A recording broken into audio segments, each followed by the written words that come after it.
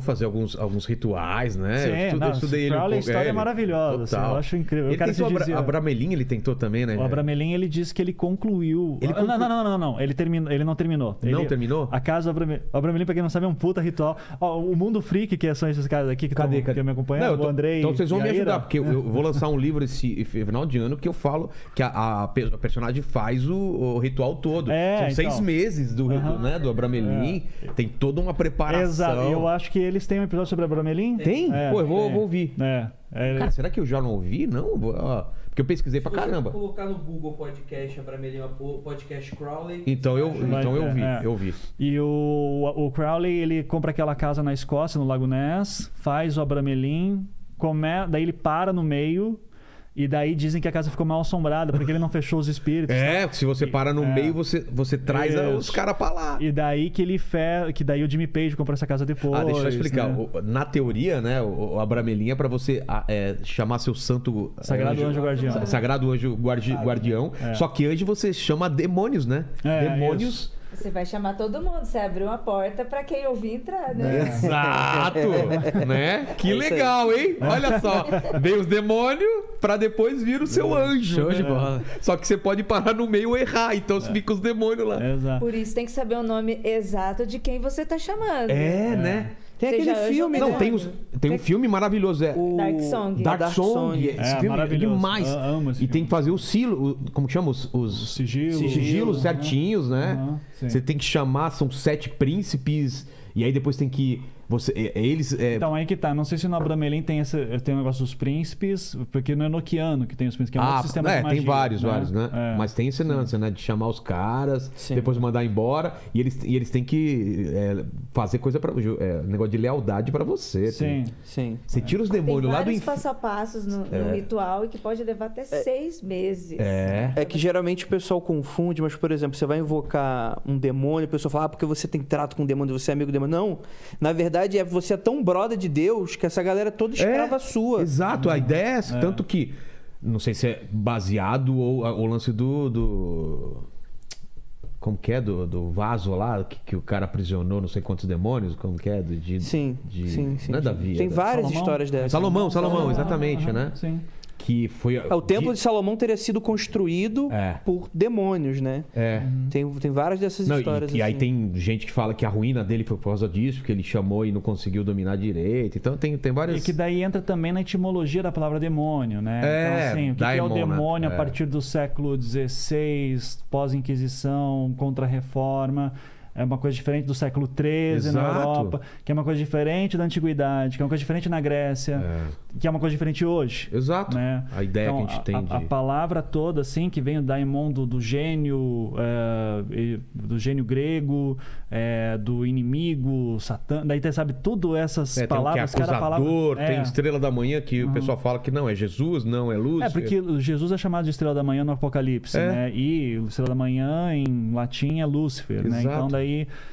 Então tudo isso me fascinava desde a graduação assim no design, porque daí o Jung ele trabalha muito com mitos e tudo, e isso aí me fascinava, e eu dizia, quero entender magia. Eu tava lendo muito Neil Gaiman nessa época, e Alan Moore também. Alan Moore total, né, cara? E daí eu ele disse, quero entender mago, né? eu quero entender esses caras, né?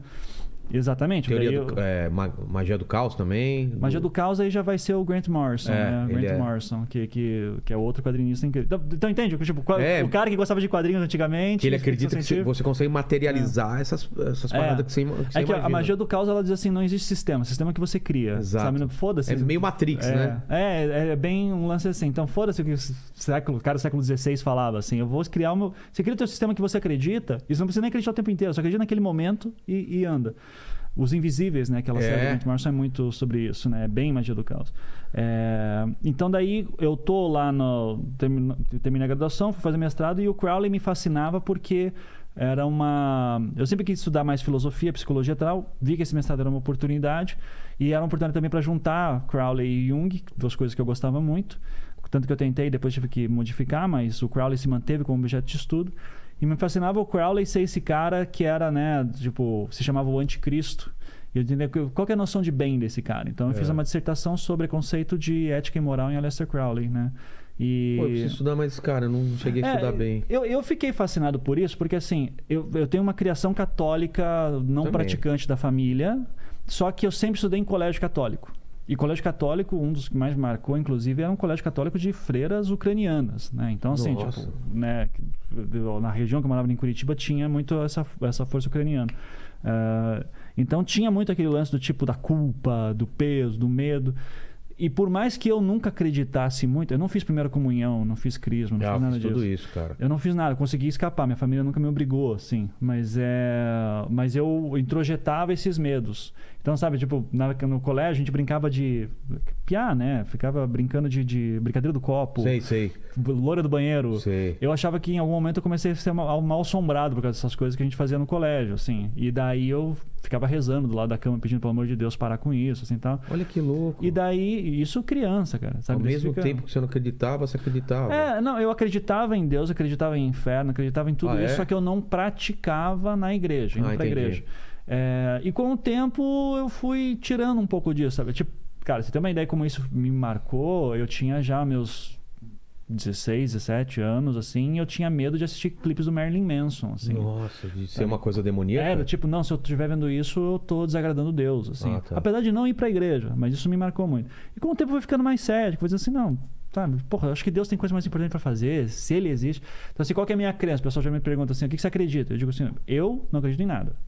Mas eu também não acredito, eu não sou ateu. Você não desacredita. Porque o ateu, ele tem a crença que Deus não existe. Eu digo, eu sou um agnóstico. Ele é crente também, né? Crente na não existência de Deus. Né? E eu me considero um agnóstico que eu brinco que é o famoso cuzão, assim, né? Que diz assim, que Deus existe? Não sei responder. Não tenho provas para dizer nem que sim, nem que não. Então eu prefiro ficar na dúvida. E nesse sentido, o fenômeno religioso em geral me fascina. Porque é a pessoa que se dedica a uma coisa que é intocável, né? Então eu quero saber como é que isso mobiliza a vida dessa pessoa. E daí, não só de pessoa, como de uma nação, de um povo inteiro, né? Tanto que os meus trabalhos, na primeira temporada do Projeto Humanos é sobre judaísmo, segunda sobre islamismo, Casa Evandro já vai para ritos afro-brasileiros, né? Entendi. E agora a gente já entra na temporada que eu tô agora, mais sobre outros fenômenos que a gente se encaixa, daí no que chama, que o Crowley se encaixava, que foi minha linha de pesquisa no mestrado, que é o que chama de novos movimentos religiosos.